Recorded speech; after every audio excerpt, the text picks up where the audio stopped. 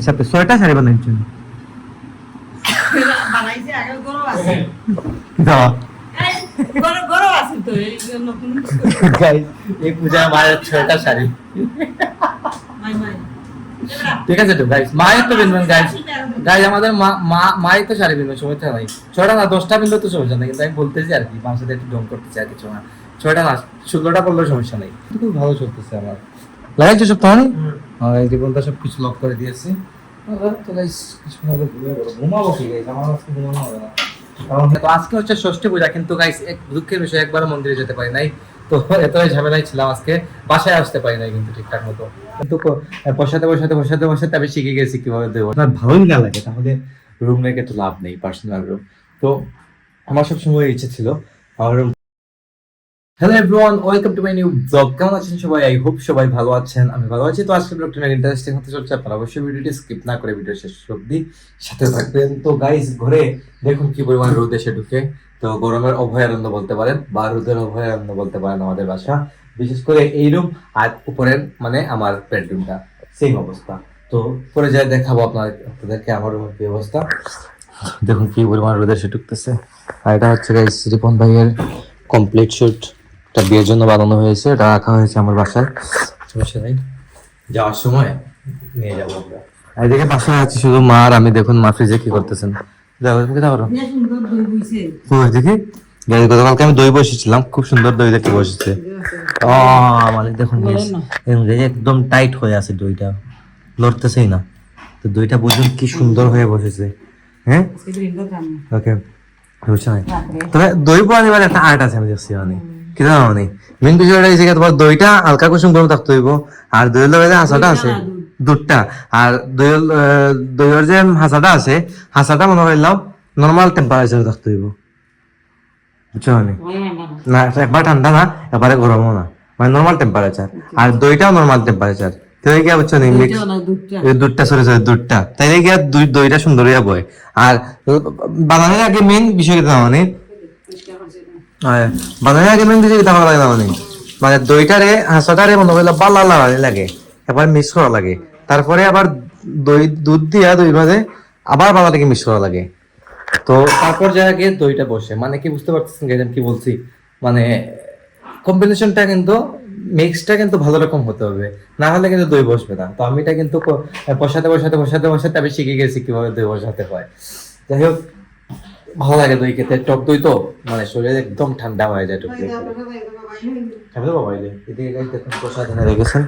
এটা ভোগ দেওয়া হয়েছিল 1টা 2টা 3টা 4টা আইটেম দিয়ে গোপালকে। তো গোপালের ভোগ গাইজ আমাদের বাসায় রেগুলারই হয়, সবসময় হয়। বাসায় মা আর আমি আছি। ও গাইজ রিপনদার কাজ টাজ নিয়ে ব্যস্ত আছে। সারাদিন গাইজ টুকিটাকে একটা না একটা কাজ করতেই থাকে। সমস্যা নেই, বসে থাকে না গাইস। একটা জিনিস কি দেখলাম, রিপনদা কিন্তু বসে থাকে না, আন্তাজে বসে আছে মন তুলে। সন্ধ্যার সময় একটু বসে রেস্ট নেই। এই দেখুন গাইস, বলছিলাম না আমার রুমের অবস্থা, এই দেখুন আমার রুমের কি অবস্থা, কি পরিমাণ রোদ এসে ঢুকে আমার রুমে। মানে আমি যদি পর্দাটা খুলে দিই তাহলে তো বুঝতেই পারতেছেন কেমন রোদ এসে ঢুকবে। তো আমার রুমটা কিন্তু গাইস এখন মোটামুটি একটু গুছানো আছে। আগে তো দেখছিলাম কি অবস্থা ছিল, একদম কনজাস্টেড ছিল যখন এই রুমে ওয়ার্ডটা ছিল, তা নিয়ে গেছি সব স্বপ্নের রুমে। তো এখন কিন্তু আর এই প্রবলেমটা নেই, একদম খোলামেলা লাগে, ভালো লাগে বসতে। রুমে আসলে যদি গাইস আপনার ভালোই না লাগে তাহলে রুম রেখে তো লাভ নেই, পার্সোনাল রুম। তো আমার সবসময় ইচ্ছে ছিল আমার রুমটা একটু ইন্টেরিয়র করবো, সাজাবো, কিন্তু ইন্টেরিয়র যদি করা হয় নাই, সময় হয় নাই গাইস, কি করবো? তো জানেন যে স্বপ্নিল আসার আগে কি অবস্থা হয়েছিল, তাড়াহুড়া করে আমি 1 মাস 1.5 মাস সময় লেগে যেত ইন্টেরিয়র করতে, 2-3 রুম। তো তাই মানে তারপর গাইস বাসায় থেকে কাজ করানো এটা একটা অনেক বড় ব্যাপার সেবার, কিন্তু এরকম কাজ করানোটা কিন্তু হয়ে ওঠে না। তো যদি আমি আমাদের ঘর সংসারের আগে করে দিতাম তাহলে কিন্তু আবার বেটার ছিল। তো তখন আর হয় নাই, এবার সময় নিতে পারি নাই, সবকিছু মেলায় আসলে হয়ে ওঠে না। যদি এখন আর ভবিষ্যতে কোনোদিন সময় পাই তাহলে আমি ডেফিনেটলি আমাদের 4টা বেডরুমে ইন্টেরিয়র করাবো। নিচের যে স্টাইলে করিয়েছি এরকম স্টাইলে, মানে বেডরুম যেরকম তৈরি করা যায় তো সেইভাবেই আমি তৈরি করবো। আমার কিন্তু এটা একটা ড্রিম। তারপরেও কিন্তু যেভাবে আছে একদম খারাপ না, কিন্তু ভালোই আছে, সুন্দরই লাগে একদম। যে আপনি কি একদম বাজে বলবেন আমার রুমটা? একদম কিন্তু বাজে বলার মতো না, তো এই আর কি, ঠিক আছে। যাই হোক, তো অপেক্ষা করতেছি বাবা চলে আসবেন দোকান থেকে, তারপরে একসাথে খাওয়া দাওয়া করবো। মা ভোগ দিয়েছিলেন তো, ভোগের প্রসাদ টসাদ খাবো। আছি বাসায়, অনেক রোদ, কিছু করার নেই। তো গাইস, আজকে সারাদিন অনেক ব্যস্ত ছিলাম, তাই শুট নিতে পারি নাই। এখন আমি দোকান লাগাইয়া আসলাম, দেখুন বাবার আমি আসছি দোকান লাগাইয়া। তো আজকে হচ্ছে ষষ্ঠী পূজা, কিন্তু গাইস এক দুঃখের বিষয়, একবারও মন্দিরে যেতে পারি নাই। তো এতই ঝামেলায় ছিলাম আজকে, বাসায় আসতে পারি নাই কিন্তু ঠিকঠাক মতো। তো খাওয়া দাওয়া করেছি ওই যে একবার দুপুরে এসেছিলাম, তখন খাওয়া দাওয়া করেছিলাম, জাস্ট করেই আমি দোকানে গেছিলাম। যাই হোক, তো এই মাত্র বাসায় আসতে খুব বেশি টায়ার্ড, ব্লগের শুটও তেমন একটা নিতে পারি নাই, বা তেমন একটা কি নিতেই পারি নাই। এই দোকান আসার সময় মায়ের কিছু ব্লাউজ বানানো দেওয়া হয়েছিল, দিয়েছিলেন মা, এগুলো আবার আসবার সময় দোকান লাগাই আসবার সময় নিয়ে আসলাম। এটা কয়টা ঠিক আছে তোমার ব্লাউজ? হ্যাঁ, কয়টা? পাঁচটা? ও, ছয়টা। ছয়টা ব্লাউজ আছে মায়ের এখানে। যাই হোক, তো এগুলো মায়ের সব শাড়ির সাথে, ছয়টা শাড়ি বানাইছেন। বানাইছে আগে গরু আছে দাও গরু আছে তো এই নতুন গাইস, এই পূজায় মায়ের ছয়টা শাড়ি। মাই মাই ঠিক আছে তো গাইস, মায়ের তো বিনবেন গাইস আমাদের মায়ের তো শাড়ি বিনবেন, সমস্যা নাই। ছয়টা না 10টা বিনলে তো সমস্যা নেই, কিন্তু আমি বলতেছি আর কি, মার সাথে একটু ঢং করতেছি আর কিছু না। 6টা না 16টা করলেও সমস্যা নেই।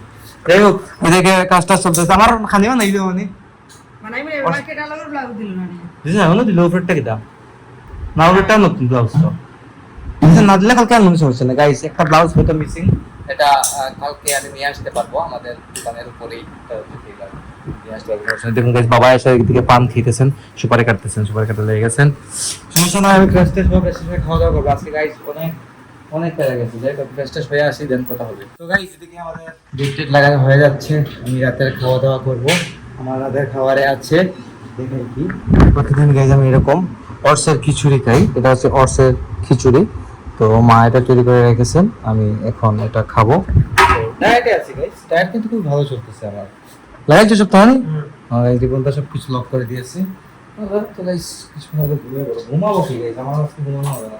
কারণ কি আমি যাবো এখন খাওয়া দাওয়া করে উপরে, ভিডিও এডিট করতে হবে, এডিট করে আপলোডে দিব, অনেক কাজ বাকি রয়ে গেছে, তারপর ঘুমাবো। তারপরে গাইস গত 2 দিন ভালো রকম ঘুমও হচ্ছে না, কিছু করার নেই, করতে হবে। আগামীকালকে আবার সপ্তমী পূজা, তো পূজার সময় অনেক এনজয় হবে, অনেক কিছুই হবে, ঘোরাঘুরি হবে। তা অবশ্যই আপনারা দেখতে পারবেন, শেয়ার করবো আপনাদের সাথে। তো আজকের ব্লগটি আমি এখানে এন্ড করে দিচ্ছি। আপনারা আমাকে ফলো করতে চাইলে আমার ফেসবুক ইনস্টাগ্রামে ফলো করতে পারেন, আমার ফেসবুক ইনস্টাগ্রাম লিঙ্ক নিচে ডেসক্রিপশনে পেয়ে যাবেন। এন্ড আই হোপ আজকের ভিডিও আপনাদের ভালো লেগেছে। ভিডিও ভালো লাগলে অবশ্যই লাইক করবেন, কমেন্ট করবেন, শেয়ার করবেন, এবং চ্যানেলে নতুন হয়ে থাকলে সাবস্ক্রাইব করে আমাকে সাপোর্ট করবেন। তো দেখা হচ্ছে নেক্সট ভিডিওতে। ততক্ষণ ভালো থাকুন, সুস্থ থাকুন, thank you so much for watching.